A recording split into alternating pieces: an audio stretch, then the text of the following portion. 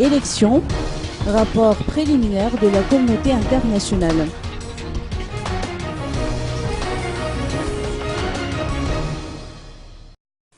La mission d'observation électorale de l'Union africaine analysera en profondeur dans son rapport final à transmettre aux autorités malgaches le décret numéro 2013/593 du 6 août 2013 qui autorise les chefs des institutions à faire librement campagne et son annulation ainsi que ses incidences sur les élections du 20 décembre dernier, a fait savoir le professeur Ibrahima Fall, chef de la mission d'observation des élections de l'Union africaine, dans sa déclaration préliminaire liée au second tour des présidentielles couplées aux législatives.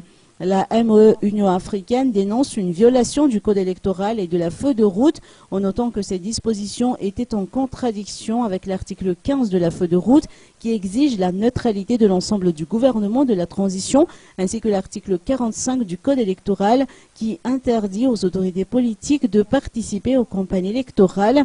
Le professeur Ibrahima Fall, chef de la MOE Union africaine, de noter que le scrutin s'est bien déroulé dans l'ensemble des bureaux de vote visités par la MOE Union africaine. Toutefois, elle a mis en évidence certaines anomalies, à l'instar du bureau de vote de Belaland, Touliard 2, où le personnel a pris l'imprudente décision de faire voter les électeurs pour les élections législatives seulement. L'Union européenne, à travers la voix de Maria Luniz de Urguza, chef de la mission d'observation électorale de l'Union européenne, s'est également manifestée à propos des élections. Pour la MOE Union européenne, la journée électorale s'est en général déroulée dans le calme. La mission d'observation électorale de la Commission de l'Océan Indien s'aligne également sur l'apport de l'Union européenne.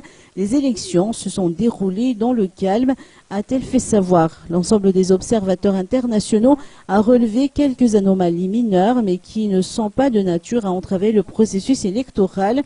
Il déplore entre autres l'absence de cadre juridique régissant les élections, ainsi que l'inexistence de loi sur le financement des partis politiques et de la campagne électorale, susceptibles de porter atteinte à l'égalité des chances des candidats et à la transparence du financement de la campagne électorale.